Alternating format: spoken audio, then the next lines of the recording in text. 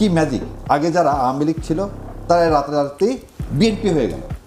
যে আগের থেকেই সরকার বদলের সাথে সাথে ব্যবসায়িক সমাজ, মিডিয়া জগৎ দুটাই তাদের রূপ পরিবর্তন করে। তা এই কমিশনের কাজটা কি?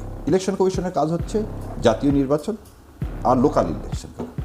University is autonomous body, university is an autonomous body. Say election করবে, কখন কিভাবে করবে সেই সিদ্ধান্তটা নিতে পারে কে?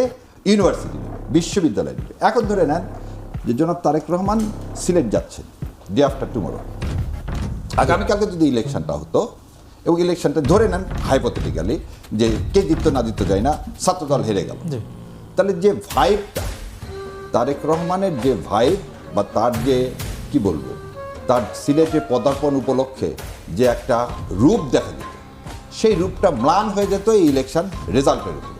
অতএব যে করে হোক ইলেকশনটাকে বন্ধ করতে হবে। তার মানে আমরা কিন্তু অলরেডি আমাদের জুলাইয়ের যে বাসনা, যে চেতনা, যে বিপ্লবের যে ধারণা, সেখান থেকে আমরা সরে এসে দেশের চেয়ে আমরা ব্যক্তিকে ইম্পর্টেন্ট দেওয়া শুরু করে দিলাম।